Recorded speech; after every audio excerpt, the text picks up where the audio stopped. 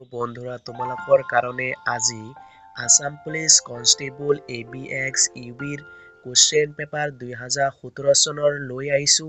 তোমালোকক আজি দেখাই দিম যে 2017 চনত কি কুৱেশ্যন আসাম পুলিচ কনষ্টেবল এক্সামত আহিছিলে। গোটেইখিনি 40টা মান কুৱেশ্যন আছে, গোটেইখিনি দেখাই দি আছো। দুয়োতে ইংলিছ আৰু এছামিছত দুয়োটাতে দিয়া আছে। যে মই এছামিছটোৱে দেখাই দি আছো, আপোনালোকে ইংলিছটো চাই ল'ব পাৰে। যে প্ৰথম 1 নম্বৰ কুৱেশ্যনটো আহিছিলে যে নামঘোষা লিখিছিলে মাধৱদেৱ। এনসাৰটো হ'ব এ, ৰাইট এনসাৰটো এ।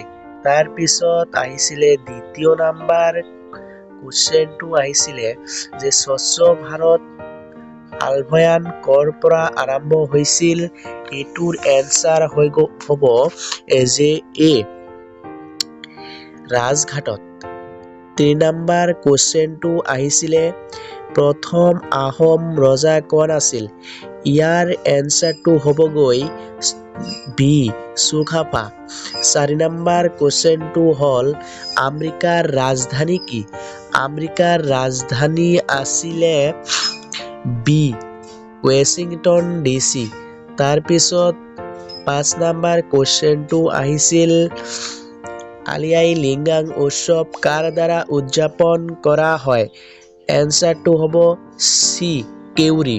তাৰপিছত 6 নম্বৰটো হ'ল যে পানিপথৰ দ্বিতীয় যুদ্ধ হৈছিল কিমান চনত হৈছিলে।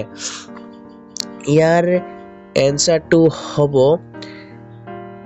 1556 চনত হৈছিলে।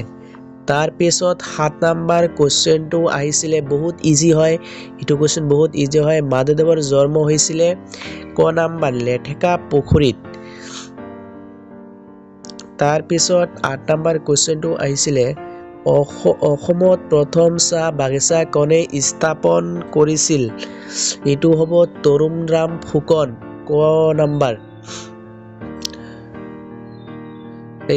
ৰং হৈছে, সৰি। অসম প্ৰথম চাহ বাগিচা স্থাপন কৰিছিলে মণিৰাম দেৱানে। Question B.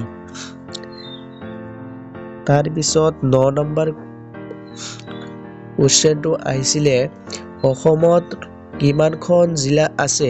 এইটো চি হ'ব যে 36খন জিলা আছিল।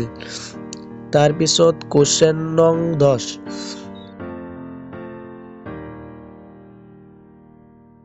শেষ ৰাজধানী আছিলে যে যোৰহাট। খ এনসাৰ। গোটেইখিনি কৈ দিওঁতে বহুত সময় লাগিব, এতেকে মই চাই দি আছো।